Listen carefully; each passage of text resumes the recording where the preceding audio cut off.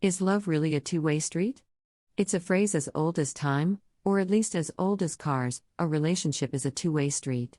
But what does that actually mean? We're here to break down this metaphorical traffic rule and translate it into real-world love language. When we talk about a two-way street, we're really speaking about mutual effort, shared dreams, and the kind of reciprocity that keeps both parties moving forward together. Too often, people enter relationships with a one-way mindset, expecting their needs to be met without considering their partners. This is akin to driving against the traffic. It's not just risky, it's unsustainable. The keyword relationship two-way street quotes might seem like a simple collection of words, but it embodies a profound truth about partnerships. Now, let's delve into this further. It's not just about balancing the give and take, it's also about ensuring that both partners have the space to grow individually and as a couple. That's where the two-way part comes into play. You both have to be willing to drive down this road together, navigating the bumps and turns with patience and understanding. Here's where expert opinion weighs in. According to Dr. Samantha Rodman, a clinical psychologist, two-way street relationships are marked by a sense of fairness and reciprocity. Both people feel equally invested in the relationship's outcome. This balance is not just about equal effort, it's about creating an environment where both partners can express their needs and have them met. So, buckle up as we embark on this journey to uncover the essence of a two-way street relationship. Through real-life relationship two-way street quotes, expert insights, and practical advice, we'll help you navigate your way to a healthier, more balanced partnership. Remember, in the highway of love, it's not just about the destination, it's about enjoying the journey, together. Decoding the give and take in relationships. They say love is not about keeping score, but if one person is always the giver and the other always the taker, the scoreboard can become impossible to ignore. The give and take in a relationship should be a rhythmic dance, not a tug-of-war. It's about finding that sweet spot where your contributions to the relationship feel joyful and your partner's reciprocation fills you with gratitude. Imagine this balance as a seesaw. When both partners invest in the relationship, the seesaw stays level, stable, and fun.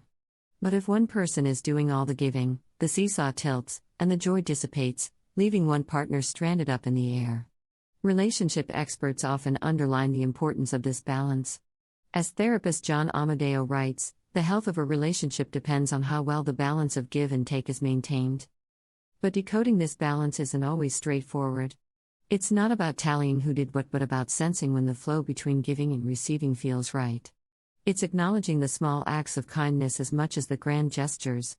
This dynamic is fluid and ever-changing, requiring constant communication and adjustment to keep the relationship healthy and thriving. And while give and take is often seen in the light of material or physical exchanges, it extends much deeper. It encompasses emotional support, understanding, time, and effort. These are the currencies of love that can't be measured but are deeply felt and valued. A simple, "I'm here for you," can weigh as much as a diamond ring in the economy of love. In practical terms, maintaining this balance means being aware of your partner's needs and meeting them with the same enthusiasm with which you'd like your own to be met. It means saying thank you and acknowledging the effort, not taking it for granted. As we peel back the layers of this give and take, we uncover the core of equitable love, respect and appreciation for each other's contributions. So let's not make love a ledger of losses and gains, but rather a shared account where both partners deposit love, trust, and support, ensuring that no one's balance ever dips too low. After all, a true partnership is about enriching each other's lives, not depleting them. Why your love lane shouldn't be a one-way track. It's a bit of a conundrum, isn't it? We're told that to love is to give selflessly, but if you find yourself constantly cruising down a one-way love lane, it's time to park and reassess your route. A one-way track in love is not only lonely, but it's also an express route to emotional exhaustion and resentment. Consider the hallmarks of a one-way relationship: your needs are consistently sidelined, your voice is subdued, and your sacrifices go unnoticed. Such relationships are characterized by a lopsided dynamic where one partner's efforts are like headlights in the dark, always on, yet failing to illuminate a shared path.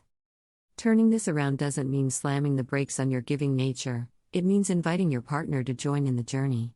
Encourage them to steer sometimes, to navigate the terrains of your shared life.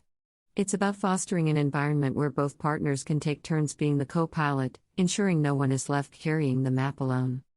Ultimately, Why should your love lane be a one-way track when building a two-lane road can be so much more rewarding? With both partners driving side by side, the journey becomes an adventure, filled with shared experiences, mutual support, and the kind of love that doesn't keep a rearview mirror because it's too busy looking forward, together. Navigating the dual carriageway of companionship. Companionship is akin to driving on a dual carriageway. It's designed for two, providing each with their own lane yet heading in the same direction. Navigating this requires a shared sense of direction and an agreement on the destination. It's about synchronizing your speed, signaling your turns to each other, and respecting each other's space, all while enjoying the shared journey. But just as with any road trip, there will be times when one of you needs to pull over and the other has to take the lead. It's about knowing when to switch lanes and when to drive side by side. This flexibility is key in maneuvering through the unpredictable roads of a relationship. Adaptability becomes the GPS that guides you through rough patches and unexpected detours. Still, let's not forget that a dual carriageway has a median that separates the lanes. This symbolizes the healthy boundaries that are essential in any relationship. It's the space that says, I'm with you, but I am also my own person. It's these boundaries that prevent collisions of identity and ensure that closeness doesn't become claustrophobic. And so, to truly master the art of relationship navigation, it's not just about traveling together, it's about traveling well together. It's about sharing the wheel, the views, and the experiences, all while maintaining the love and respect that set you off on this shared road in the first place. Signs you're in a one-sided relationship alley. Have you ever found yourself in a relationship where you feel like you're the only one walking down the alley? One-sided relationships can be narrow, shadowed, and without a place to turn around. Recognizing the signs can be the first step towards finding a broader, shared path. Here are some indicators that your relationship might be more of a tight alley than a two-way street.